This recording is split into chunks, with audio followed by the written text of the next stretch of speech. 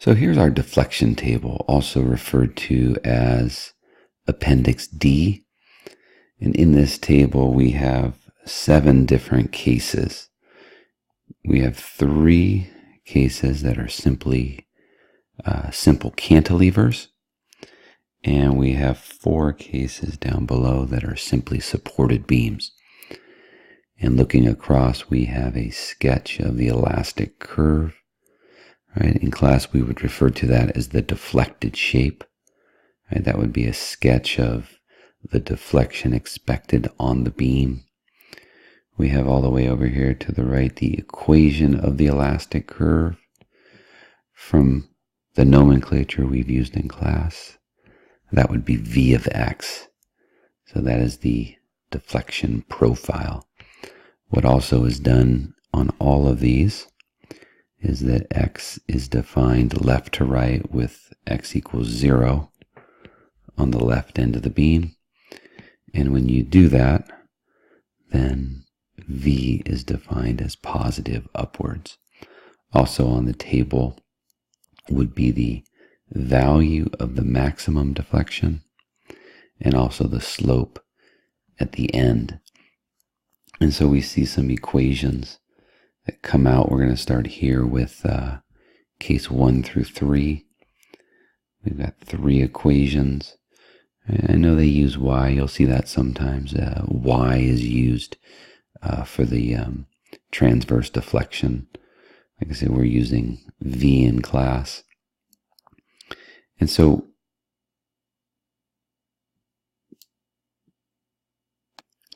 there really is an incredible amount of information on this table. And as we kind of scan down a little bit, we see some answers that have pluses and minuses. We see answers that are defined over only a certain interval. Here would be another plus minus. We see multiple answers down here with theta A and theta B. And we see a very nice display of deflected shapes.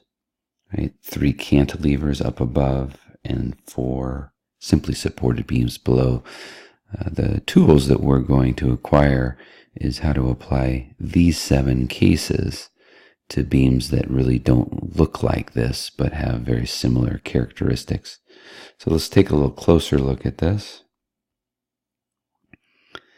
And so if we look at cases 1 and 2, we've got a cantilever with a point load at the end of it.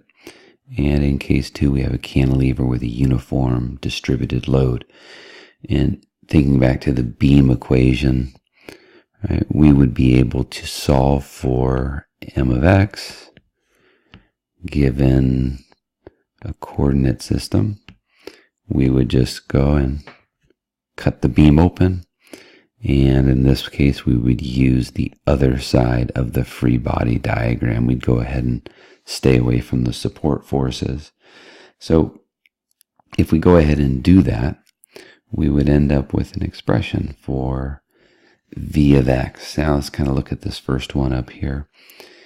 If we plug in x equals L, that would mean we are sitting all the way at the free end. We're sitting at the location of the point load. And if we go ahead and plug x equals L in there, we would end up with a -2. We got a 6 on the bottom, so we end up with a PL cubed over 3EI. So that's where that number comes from. It comes from taking that expression and just plugging in x equals L. If we take this expression for V of x and we take its derivative, so if we take a d dx on both sides, then we end up with a slope equation. And to find the slope at the free end occurs at x equals L. So all we do is take the equation for the slope, plug in that value of x, and we get the value of the slope evaluated at x equals L. And so a case that will come up often is a cantilevered beam where the point load is not at the end of the beam, but at some intermediate location. And when that's true, we can still use this table but the solution is valid from the wall to the point where the load is applied. In this case, it's at x equals L over 2. So in this case, I can use the table, but the length of my beam is L over 2. So if we look back at the expression for V of x, instead of an L right here, we're going to have the length from the wall to the location of the point load. In this beam, it would be L over 2, and this expression would be applicable for any value of x from 0 to L over 2. So if we plug in L over 2, we get the value of deflection. Same thing in the slope equation. Now to get the deflection all the way at the free end, we're going to use geometry. And so if we go back to this picture, and if we draw a deformed shape, we have a beam that has some bend to it. And then after the point load to the end of the beam, we've got a straight line.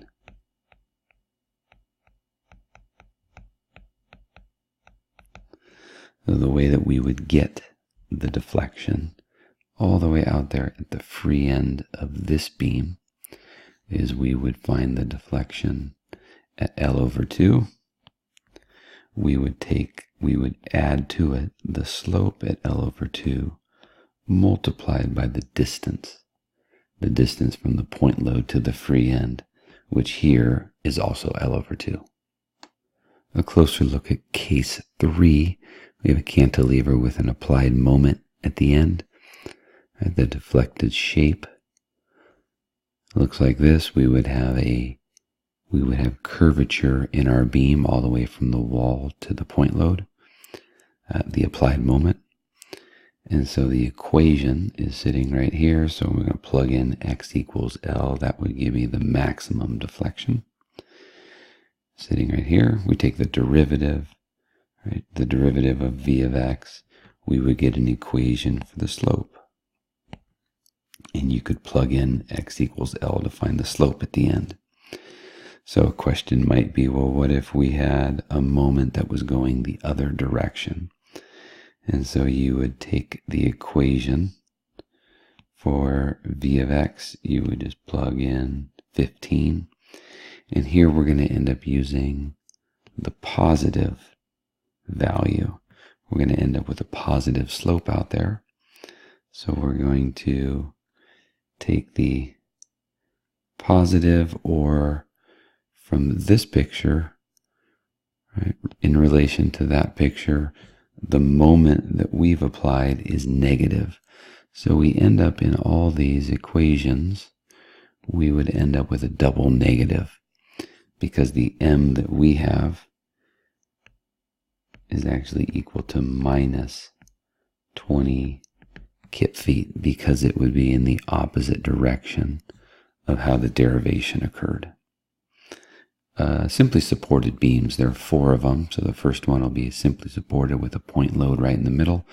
You notice that the solution is only applicable over half of the beam, and that's because the solution is symmetric, but we have 2 different moments inside that beam.